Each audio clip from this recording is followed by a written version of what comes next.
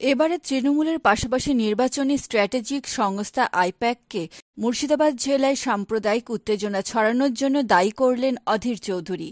রবিবার ঈদের মুখে নওদার স্পর্শকাতর এলাকা থেকে ফিরে এসে প্রাক্তন প্রদেশ কংগ্রেসের সভাপতি অধীরবাবু বলেন, শক্তিপুরেও আইপ্যাক এ কাজ করেছিল। যদিও আইপ্যাকের হয়ে যারা মুর্শিদাবাদ জেলায় কাজ করেন তারা অস্বীকার করেছেন এবং বলেছেন তারা একটা পেশাদার সংস্থা এবং দেশের ঐতিহ্য সম্পর্কে যথেষ্ট সচেতন। অন্যদিকে তিনি বলেন, রাজ্যপাল ও সরকারের সমন্বয় চেয়ে তাঁর অভিযোগ রাজ্য জুড়ে পুঁজির মতো মেধাও পলায়ন করছে। অধীরবাবু এদিন সাংবাদিক বৈঠকে অর্থনৈতিক বিকাশে মোদির ব্যর্থতা এবং উন্নয়ন করতে না পারায় এখন আরএসএস দফতরে তাকে ছুটতে হচ্ছে বলেও অভিযোগ করেন। এই যে যত জায়গায় দাঙ্গা হচ্ছে বা দাঙ্গা হওয়ার পরিস্থিতি তৈরি হচ্ছে, জেনে রাখবেন সমস্ত কিছুর পিছনে তৃণমূল পার্টি যাদেরকে এনগেজ করেছে তাদের তৃণমূলের আইপ্যাক নামক সংগঠন, আইপ্যাক নামক এজেন্সি। শক্তিপুরেও এই এজেন্সি কাজ করেছিল এবং তারা শুধু কাজ করেছে তা নয়, সেখানকার ভিডিওগুলো হিন্দুদের এলাকা এলাকায় গ্রামে গ্রামে গিয়ে তারা দেখিয়েছে, প্রচার করেছে বিজেপি সেজে। এবং আজকে যে বাংলায় সাম্প্রদায়িক বিভাজনের বাতাবরণ তৈরি হচ্ছে সেখানটা কিন্তু আইপ্যাকের একটা ভূমিকা ধীরে ধীরে স্পষ্ট হচ্ছে।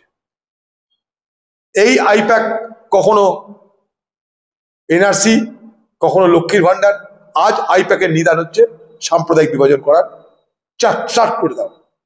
কারণ সরকার বিরোধী মনোভাব তীব্র হচ্ছে, দিদির উপরে মা আস্থা হারিয়ে যাচ্ছে। আস্থা অর্জন করতে গেলে, পুনর্বার আস্থা অর্জন করার জন্য সাম্প্রদায়িক বিভাজন একমাত্র রাস্তা।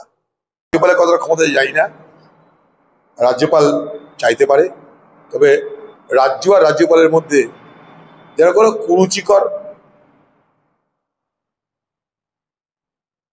পরিবেশ তৈরি না হয়। রাজ্য এবং রাজ্যপাল একে অপরের জন্য একে অপরকে সহযোগিতা করুক, এটা আমরা চাইব। রাজ্যের মাথায় রাজ্যপাল, কিন্তু সে নির্বাচিত নয়। রাজ্যের মাথায় সরকার, তারা নির্বাচিত।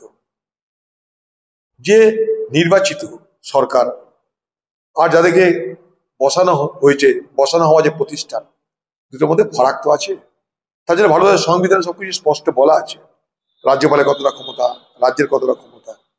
একটাই সব থেকে ভালো লক্ষ্য হওয়া উচিত, রাজ্যপাল এবং রাজ্যের মধ্যে সুসম্পর্ক। না তো এগুলো নিয়ে এমন কাদা ছোঁড়াছুড়ি হয়, এখানকার ভালো ছাত্ররা একেবারে এখানকার কলেজে পড়তে চাইছে না, সব চলে যাচ্ছে তারা বাইরের রাজ্যে। আপনাদেরকে বলি আমি, পশ্চিমবঙ্গে যেমন পুঁজির পলায়ন ঘটছে, পশ্চিমবঙ্গে তেমন প্রতিভারও পলায়ন ঘটছে। Flight of capital and flight of talent Paschimbanga থেকে দুটোই হচ্ছে। ভারতবর্ষের অর্থনীতি না আমি বুঝি, না দিদি বোঝে, না সভাপতি বোঝে, না কেউ বোঝে, তারা বোঝে অর্থনীতিবিদরা। সেই আন্তর্জাতিক অর্থনীতিবিদদের বক্তব্য এটাই যে আমাদের দেশ তো এগোচ্ছে, এবং এই অগ্রগতি শুরু হয়েছিল মনমোহন সিং এর হাত ধরে। ভারতবর্ষে যে অর্থনীতি বিপ্লব এসেছিল সেটা মনমোহন সিং এর হাত ধরে, ঠিক আছে। এবং মোদী যেটা বলেছিল ভারতবর্ষের মানুষকে, সেটা মোদী প্রথমেই সফল হতে পারেনি। সে 5 ট্রিলিয়ন ইকোনমি সফল হতে পারেনি। এই ভারতবর্ষে বিলিয়নিয়ার বাড়ে, মিলিয়নিয়ার বাড়ে, আর দারিদ্রতা বাড়ে। বড় অদ্ভুত ব্যাপার। সেই জন্য 60-এর দশকে কি হবে, 70-এর দশকে কি হবে, এগুলো তো পরের গল্প। হালের কথা বলুক সবাই, দিল্লির মোদী বলুক আপনার আজকের হাল কি, আজকে আর্থিক বৈষম্য কেন এত বৃদ্ধি পাচ্ছে, মাথাপিছু রোজগার ভারতবর্ষের এত কম কেন। আমরা বাংলাদেশ থেকে পিছিয়ে ছিলাম মাথাপিছু রোজগারে। জেনে রাখুন, হিউম্যান ডেভেলপমেন্ট ইন্ডেক্সে আমরা বাংলাদেশ থেকে পিছিয়ে ছিলাম। আজকে অবস্থা জানি না কেন। যদি এতই উন্নত হয়, আমরা প্রায় 107-এ পৌঁছে গেছি। 100 আগে ছিলাম আমরা, কংগ্রেস আমলে ছিলাম আমরা প্রায় একটা অনেক কমে নিচে ছিল, এখন 123-24 হয়ে গেছে এরকম। তো প্রথম কথা হচ্ছে ভারতবর্ষের অর্থনৈতিক বৈষম্য তো বাড়ছে কেন। দিদি যে অক্সফোর্ড ইউনিভার্সিটি গেছিল, সেই অক্সফোর্ড ইউনিভার্সিটি গেছিলেন, অক্সফোর্ডের আন্ডারে কোনো কলেজে গেছিলেন, তারা সেখানকার রিসার্চ করে বলেছে যে ভারতবর্ষে আর্থিক বৈষম্য দিনের পর দিন বাড়ছে। তো যদি একটা রাজ্যের একটা দেশের আর্থিক বৈষম্য বাড়ে, তাহলে সেই দেশকে 2060 সাল পর্যন্ত অপেক্ষা তো করতেই হবে।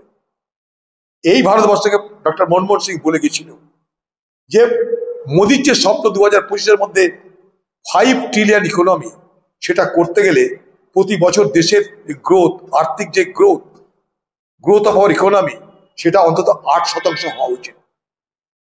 পেরেছে? পারেনি, 6 সামথিং হয়ে আছে। ঠিক একইভাবে বাংলায় চলে আসেন দিদি। এখানটায় আমাদের মাথার উপরে ধারের বোঝার পরিমাণ প্রায় 4.5 লক্ষ কোটি টাকা। কালকে যদি আপনার পরিবারে কেউ বাচ্চা জন্মগ্রহণ করে, তার মাথার উপরে ধারের বোঝার পরিমাণ কত হবে তার হিসাব করেছি আমরা, 70, 80, 85 হাজার টাকা। আমরা কি এমন আছি জানতে পারছেন? এই পশ্চিমবঙ্গে দারিদ্রতা বাড়ছে, অভাব বাড়ছে, রুটি রুজি নেই, শিল্প নেই। দিদি মুখে বলে দিচ্ছে লন্ডনে গিয়ে 46% নাকি বেকার কমে গেছে। কোথায় কমলো একটু দেখার, তারা কারা, তাদেরকে একটু দেখি যে কাদের বেকারত্ব কমে গেল। একদিকে আপনি বলছেন আমি এত টাকা দিই, স্বাস্থ্যে টাকা দিচ্ছি মুক্ত, free education, free health, free food, লন্ডনে গিয়ে বলছে। অর্থাৎ সবাইকে বিনা পয়সা খাদ্য দিতে হচ্ছে কেন? সবাইকে বিনা পয়সায় স্বাস্থ্য দিতে হচ্ছে কেন? সবাইকে বিনা পয়সা শিক্ষা দিতে হচ্ছে কেন? কারণ তারা গরিব। তারা গরিব বলে আপনাকে মুক্ত বিনা পয়সা দিতে হচ্ছে। তারা যদি বড়লোক হতো তাহলে নিশ্চয় দিতেন না। আপনি তারা স্বীকার করছেন এ রাজ্যে গরিব কোথায়। দারিদ্রতা বাড়ছে বাংলায়। দারিদ্রতা বাড়ছে হলে পশ্চিমবঙ্গ থেকে পরিযায়ী শ্রমিকের ঢল যাচ্ছে বাইরের রাজ্যগুলোতে। আমি বাস্তবের সামনে দাঁড়িয়ে কথা বলি।